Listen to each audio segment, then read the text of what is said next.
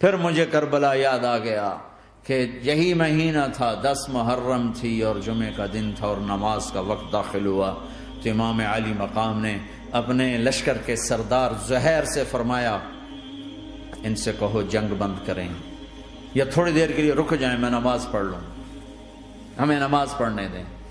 تو زہیر نے گھوڑا آگے بڑھا کر کہا شمر سے تھوڑی مہلت دو، ہم نماز پڑھ لیں، پھر تم نے جو مرضی کرنا ہے، نماز تو پڑھنے دو۔ شمر نے کہا ہم نماز نہیں پڑھنے دیں گے۔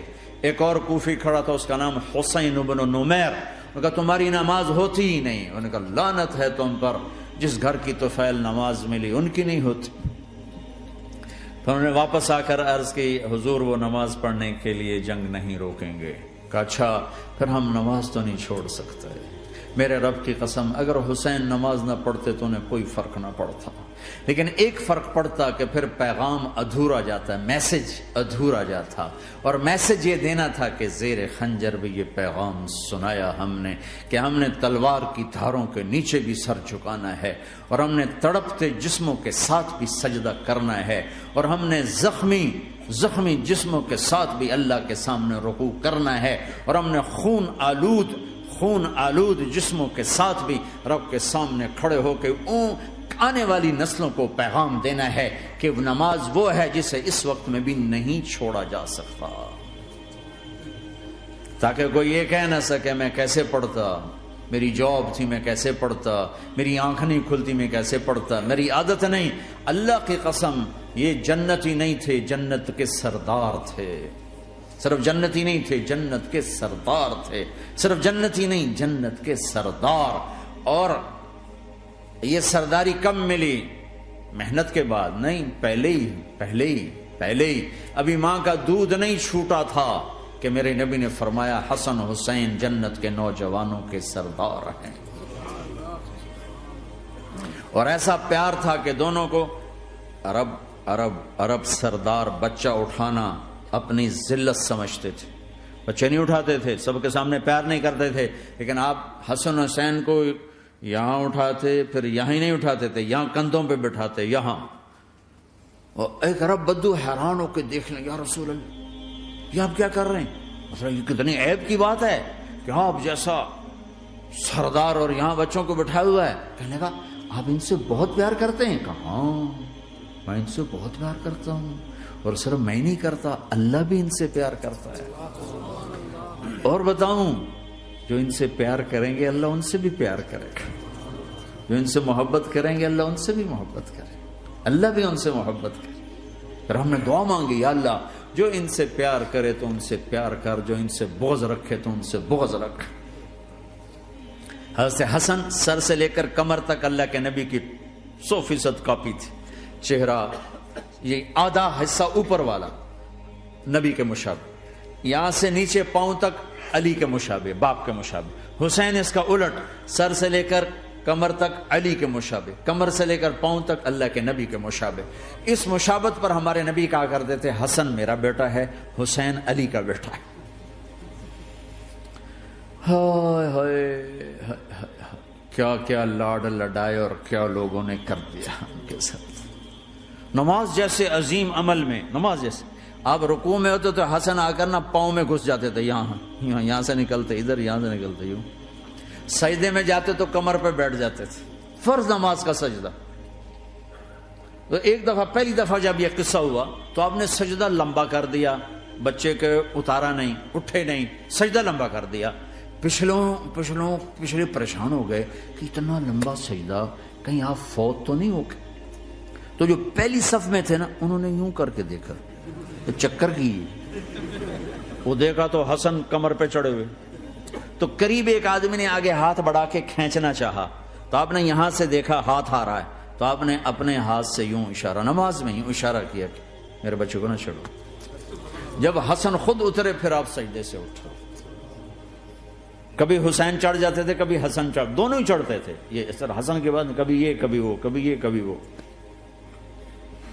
اور آپ حسن کو جب چھوٹے تھے زیادہ حسن، تو آپ حسن کو یوں زبان دکھاتے، اتنا بڑا عظیم نبی کیا ہو رہا ہے، تو وہ زبان، آپ کی زبان بڑی سرخ خوبصورت، تو وہ بچہ سمجھتا شاید یہ کوئی کھانے کی چیز ہے، تو آگے یوں ہاتھ مارتا ہے، پکڑنے کے لیے ہاتھ مارتا، پھر وہ بیٹھ جاتے، پھر آپ کہتے ہیں یہ میرا نبی گھر کی زندگی بتا رہا ہے۔ اور تمہیں تو بچوں کے پاس بیٹھنے کا وقت ہی کوئی نہیں، بیگم بھی کم جاب پہ جا رہی، خامد بھی جاب پہ جا رہا، پیچھے بچے ڈرگ بیچنے پہ لگے، اب تم کس کام کے ہو؟ کیا کرو گے اس دولت کو؟ جب نہیں ڈرگ بیچو، گستاخ ہو گیا، بدتمیز ہو گیا، تو اس دن دولت کو آگ لگا دو جا کے۔ آپ اپنے بچوں کو ٹائم دو، اپنے بچوں کو ٹائم دو۔ عورت کا کام کمانا نہیں ہے، عورت کا کام نسل کو بنانا ہے۔ قناعت سیکھو، قناعت تو آسانی سے مینج ہو جائے گا، قناعت نہیں تو پھر تو دنیا کے بادشاہ کی بھی ہوس پوری نہیں ہو سکتی۔ کھیلتے تھے، حسن حسین کی کشتی کراتے تھے، دونوں بھائیوں کی کشتی کراتے۔ ایک دفعہ دونوں کی کشتی ہو رہی اور حسین ذرا کمزور پڑ رہے تھے، تو آپ اس کو شاباش دیتے، شاباش شاباش شاباش۔ تو حضرت فاطمہ کہنے لگی، ماں بھی بیٹھی تھی، کہنے لگی یا رسول اللہ آپ حسین کو شاباش دے رہے ہیں، حسن کو کیوں نہیں دے رہے؟ تو آپ نے کہا یہ جبریل میرے پاس کھڑا ہوا ہے، یہ بھی حسین کو شاباش دے رہا ہے، تو میں بھی حسین کو شاباش دے رہا ہوں۔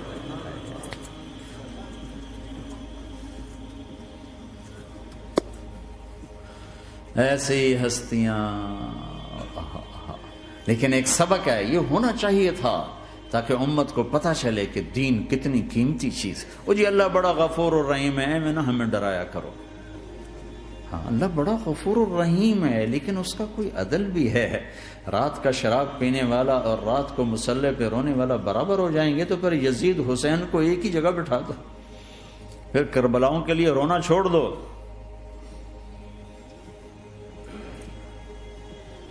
رات کو ناچنے والی، رات کو رونے والی برابر ہو جائیں گے، سود کھانے والا، حلال کھانے والا برابر ہو جائیں گے، شراب بیچنے والا اور مزدوری کرنے والا برابر ہو جائیں گے، جھوٹ بولنے والا، سچ بولنے والا برابر ہو جائیں گے۔ افنجعل المسلمین کالمجرمین ما لکم کیف تحکمون ام لکم کتاب فیہ تدرسون۔ اس سے زیادہ واضح کیا بتاؤں کہ میرا رب کہتا ہے کون سی کتاب میں لکھا ہوا ہے کہ ماننے والا نہ ماننے والا برابر کر دوں گا؟